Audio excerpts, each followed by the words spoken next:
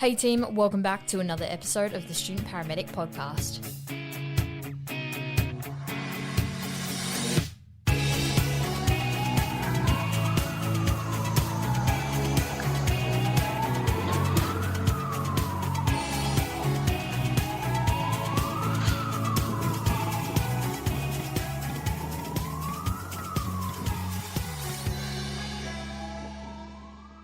Hey team, welcome back to another episode of the Student Paramedic Podcast. Today I'm sitting down with Quinton and Dylan from EMS Conferences Australia.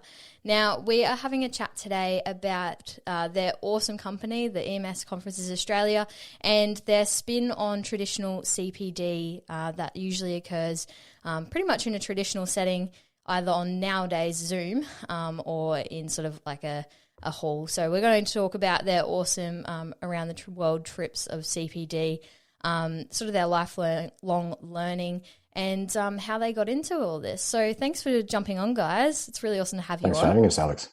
Yeah, cheers. Well, we'll start with the beginning. I'd love to go through both of your experiences and how you guys met and why you started EMS conferences. So Quint and I first met when we started training to be paramedics together. It was actually the first day of driving school, the very first day of paramedic training. We were terrible at driving. Yeah, it was a terrible course, actually. And we just hung out ever since, went on lots of snowboard trips, surfing trips to Bali. And after a few years of working, we just decided that it'd be a good idea to set up a conference business where we'd travel overseas and get to enjoy the snowboarding and see where that business would take us. That's awesome. So you guys have both been paramedics for quite some time now, and I'd love to sort of get your understanding of, you know, your experience in the paramedic sort of profession, and yeah, go a bit from there if you like. So cool. my background first started in nursing. I was a nurse for about 7 years and then transitioned over to being a paramedic. And I've been working in Metro for most of the time in Western Australia, and little bits of country relief here and there, a little bit of industrial relief. But yeah, just working on the vans in Metro. Yeah, and I've got a bit of a different background to Dylan getting into paramedics. So I was foolish enough to go and do an exercise and health science degree and sort of, got halfway through third year and realised there was no jobs at all except for being a PT. And that could have been, I would have done better doing a 6-week course before I did that. So kind of sat down, had a good think about what I liked, what I wanted. And it really came down to not wanting to do the 9 to 5, and I'd had a bit of background with through surf lifesaving here in WA, and I'd like to learn more about that first aid side of things. So was lucky enough to be accepted by St. John's, and as Dylan said, we kind of met in driver training and did our first couple of years on road. We're on the same shift colour, so having the 4 days off together was certainly beneficial to go do all the fun things that you like to do. But as time progressed, I went into community paramedic side of things. So moved up to Onslow for a year, which is about 1,500 kilometres north of Perth. If you know Exmouth, it's sort of just up from Exmouth, whereas Exmouth's the nice sunny tourist destination with the crystal clear water. Onslow's not so much the tourist destination, and it's got pretty murky crocodile infested water. So I was there for a year, and whilst up there, that's when really Dylan came hounding with the questions about how we're going to keep doing these overseas trips, how we're going to keep snowboarding. I guess for both of us, families are on the horizon, and we still wanted an opportunity, I guess, to go traveling. And so, yeah, that's where the conference started coming into it. After being community paramedic, I then moved back down to Perth, and since then I've been more involved in the training side of things with paramedic education. So still with St. John's. And at the moment, my portfolio is the country side of it. So with the volunteers and career staff that are around WA. That's really awesome. You guys are absolutely phenomenal to have on and to be able to do all these conferences. So that's really sick. And I love how it comes out of that passion of, you know, wanting to travel and sort of see the world and sort of having a life outside of paramedicine, but then being able to merge them together. So that's really cool. So my question from here then is, what goes into these conferences, and how do you get the amazing people that you have to come to these exotic sort of locations and put together such a educational conference? Yeah, well, I guess they started quite small. Their first conference was in Risutsu in 2016, and I think we saw about 65 to 70 people there. We had great difficulty finding speakers, but thankfully 65, 70 people trusted us enough to come all the way to Japan and attend our conference, and we got really great feedback, and it really just it grew from there. Most of our customers are from word of mouth, so we don't just run the conference, we try and help people have a good time on their holiday as well. So we try and point them in the right direction, like where the best runs are on the slopes, like other good places to travel in Japan. We run a midweek tour, so it gets them off the mountain and discovering other places around Risutsu. So we just try and go above and beyond for the people that attend our conferences. A lot of the success there is pretty much we wanted to create a conference that we wanted to go to. I think we see a lot of the PD events, whether they're local or further abroad, and it's kind of jam-packed with speakers. A lot of the speakers aren't that relevant to the paramedics or nursing field. It's pretty dry, the topics, and it's almost like the same people are on this circuit where they're lecturers, they've got their PhD, and it'll kind of just be a repeat or a recap of information that we already know. So the big one for us was, what do we want to listen to? What do we want to learn about? And obviously there's a side that Dylan talked about in terms of enjoying the week and actually getting out and having fun, but we wanted to make sure the sessions were also informative, and that's been sort of a really big push for us, is making sure the presenters we get, they are engaging, they're enthusiastic. We don't really try and pigeonhole them into any topics, so they can sort of follow their passions. And the best presentations we've had are generally the ones that promote sort of the most discussion and get people talking about it, whether it be the next day, 2 days later, or contacting us a couple of weeks later asking for more info. So yeah, it's kind of, as Dylan said, it was born from a sort of a small idea and kind of almost snowballed from there. That's really cool. And obviously, you guys have had a lot of success in getting people over. You say 60 people is a small amount, but that's a pretty significant amount for people to travel to a different country for a conference and a holiday too. So that's pretty cool. Obviously, I'm sure COVID's put a bit of a halt in some of your plans, but having a look through your social media, you're obviously planning heaps more events that are coming up. Before we jump into sort of those events and sort of go into depth about that, from a student perspective in particular, because that's mainly our audience anyway, but what are some of the best things that you've learnt, particularly from having speakers at conferences and things like that? So more so that networking side of it, getting out of that classroom environment and sort of, actually engaging sort of outside of your university environment. What are some of the best things or the pros of doing that? I think what we find in particular at our conferences is that because they are run overseas, people are in just a relaxed frame of mind. So you're a lot more likely to engage with people when you are relaxed and you're on holidays and you're in good spirits. And I think it's just people are very inclusive of each other at our events because of that. It's a little bit different when you are in your own city attending CPD because you've got all the other home things to worry about. But it's different on holidays. I think particularly for students, it's just a good opportunity to make contacts, really. Yeah, network, make contacts, and it's just an easy environment to do that in. That's fantastic. And so obviously you said there, like, networking and getting contacts is really important.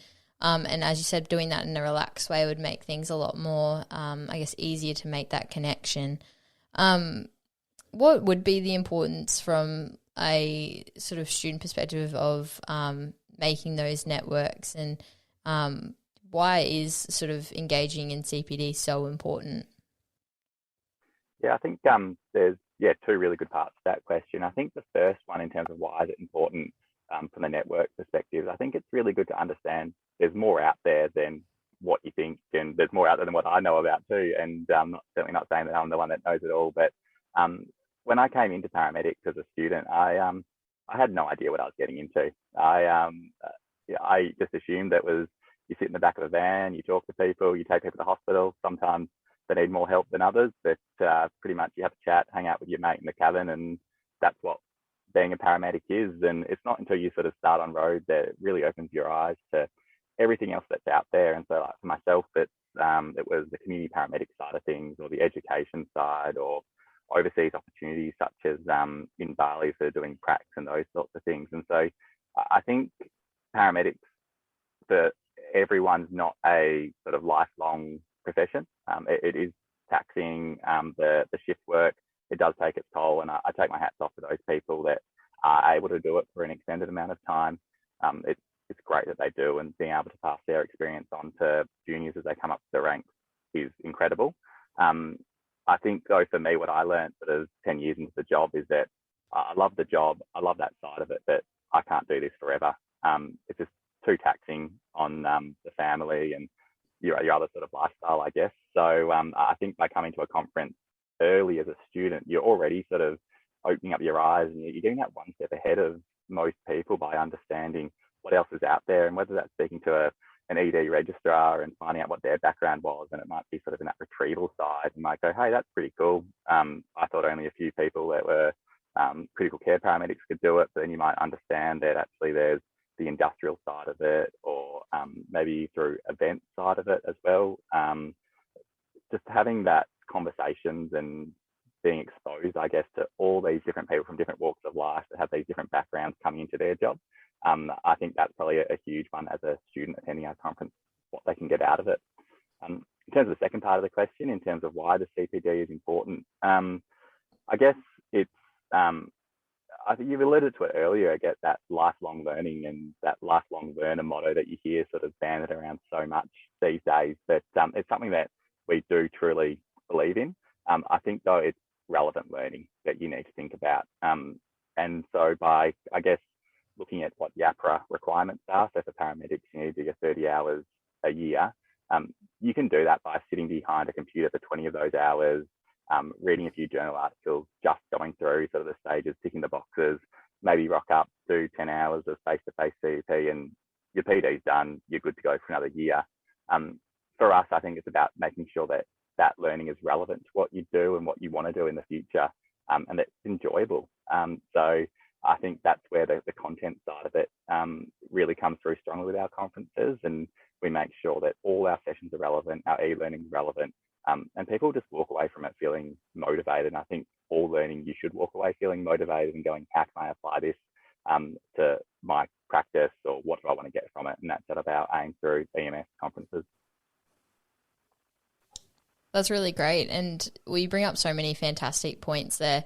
And one of the things that we get quite a lot is, for example, if I'm posting on social media, at conferences that have come up or events that we've gone to and whatnot, students always say, I didn't know if I'd be able to go to that because I'm a student, or, and that I feel like that's quite a common attitude or thought, really.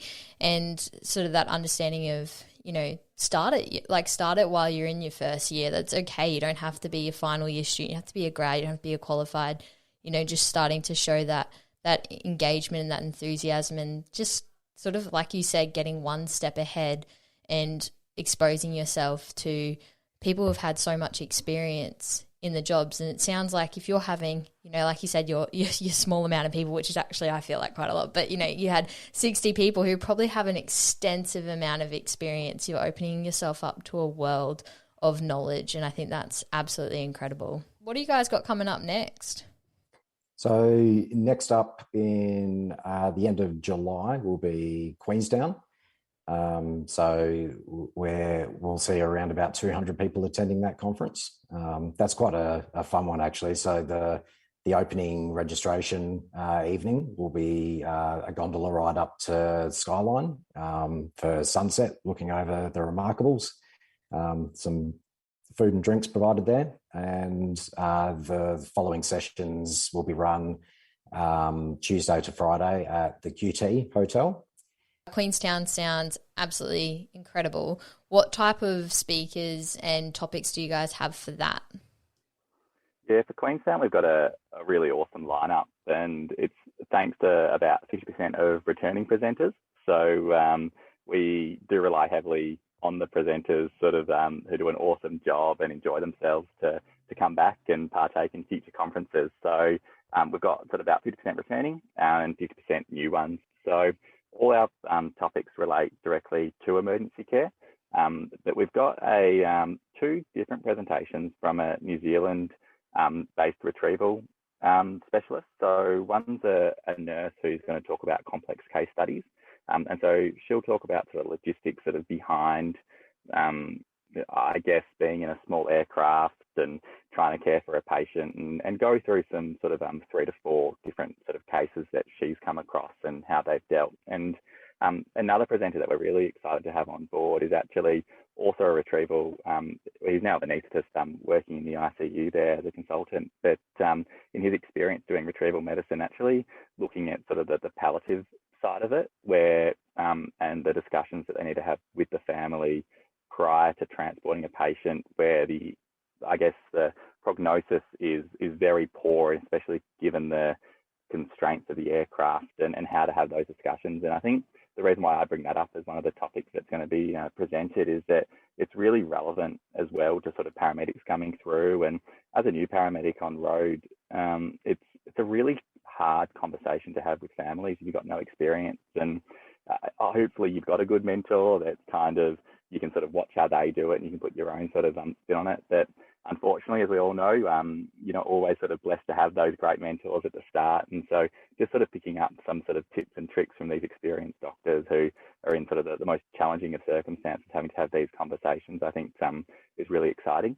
In terms of the other presentations, we've got a couple of paramedics that are going to be talking about the latest in care of the paramedics practice, where it's heading, what's going to be occurring in the future. And then we've also got the medical director from Ambulance Victoria, which is David Anderson, and he's also going to be presenting. So it's a really cool, varied lineup. It's pretty represents what we have in all our conferences. So for Bali, for example, our timetable, although mostly different presenters, it's very similar. So things like we've got a midwife that we're talking about out of hospital emergencies with births when it doesn't go to plan, as well as a host of other topics that relate directly to that emergency care pre-hospital setting. That sounds fantastic. You guys have an incredible lineup of people, and you mentioned there too that you're gaining really great insights from people that you might not get exposure to, say, like you said, if you don't get a really good mentor on road during your placements or in that early start of your career. What have been some of the best tips and tricks and things that you've learnt outside of being in that real uni or textbook setting, some of the stuff that has really made an impression on you and your practice? I think just generally speaking in paramedic practice, what I found was you do a lot of learning in university and you have this idea of how things are going to go. And when you get out there, you realize that the vast majority of your learning is done on the job. It's about just watching what your mentors are doing and picking pieces from each of them that's going to work for you. Obviously, you're going to have good mentors, you're going to have not so good mentors, but just taking your time and really finding what works for you and chatting to your mates and just having faith in just time on road and experience is what's going to build you as a good paramedic. Yeah, I think that's a really good point there, Dylan. I think one of my first mentors told me this, is that even the people that you'll struggle to work with and that you may question whether it's their clinical skills, knowledge, their personal skills, but everyone has something that you can learn something from them. And so take that time to really find what it is from that person that you want to learn. work with them, and then that can really help to develop you as you progress through your career.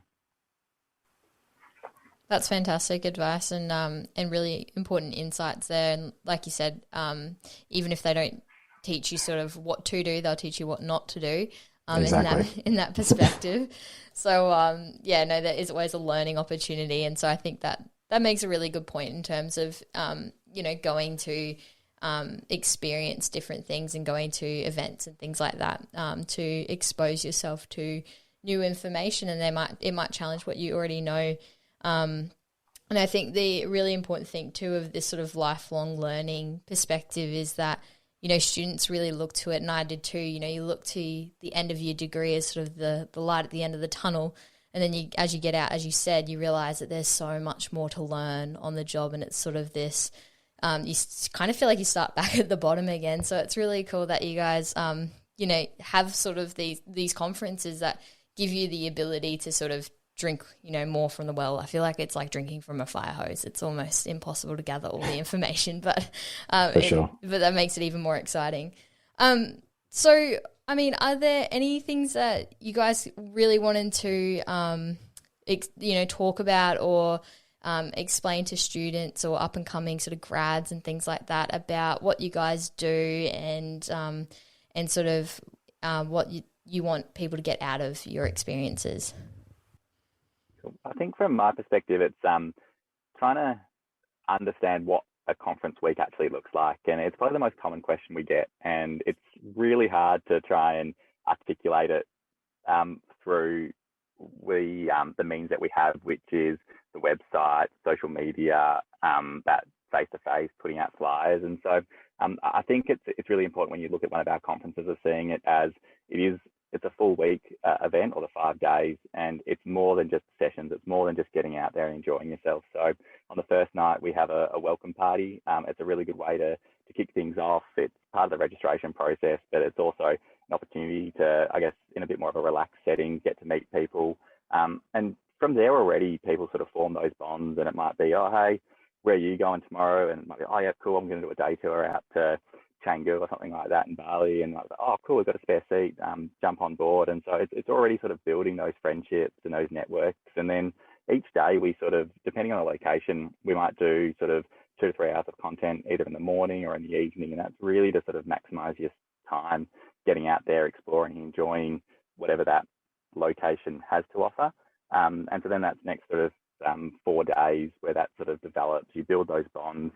We do have e-learning. So if people are looking to complete extra hours during that week, there is around about, I guess, a minimum of 10 hours on there. But there's certainly, it almost leads you down these rabbit warrens. You can certainly spend a lot longer doing the e-learning. Or if you're too busy out there enjoying yourself, you can always click on and do your e-learning when you return back home. Then I think, and this is Dylan's sort of little baby that's sort of grown over the years, is our closing event. And it's a really good way to sort of wrap up the week, and it really just sort of sets that tone of what the week is. And it's awesome, these closing events where you can kind of you see how close everyone gets and those bonds, and you just know that sort of they're going to take these contacts home, they're going to keep in touch, they're already looking at sort of what's next. One of our Bali conferences in 2019, which was the last time we were able to get over there, but one of the presenters, Craig Hooper, he actually, I think it was about 10 or 12 people he got on board to start doing some pracs over there. And so they were already organising for a couple of months later to go out to sort of these remote Indonesian clinics to assist there. And so it's just that whole sort of holistic approach, I guess, from the conference, not just a session in the evening or not just a cool spot to go to, but it's everything you can get out of a conference.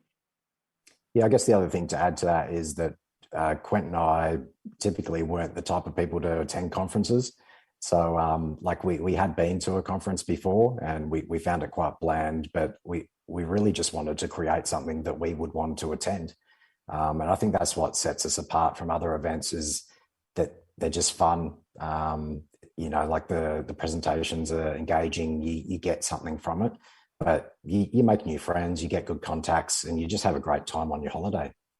Well, thank you so much for jumping on. Is there any way that our listeners can learn more about EMS conferences and sort of get more information and interest in sort of jumping on board in the future? Yeah, sure. So we're pretty active on social media. So on Facebook and Instagram, you can just search EMS conferences with an S at the end. And our website is emsconferences.com.au. Fantastic. Well, I'll pop those all into the show notes so that everyone can just click the link. But that's really awesome. Thank you guys for jumping on, and I hope that all of our listeners have gained some insight into sort of CPD, lifelong learning, and about you guys and your awesome conferences and conference weeks, should I say. So that's really cool. Thank you. Thanks heaps for having us on, Alex. Thanks for listening to this episode of the Student Paramedic Podcast. You can connect with us on Instagram, Facebook, Twitter, or you can email us at thestudentparamedicpodcast@gmail.com.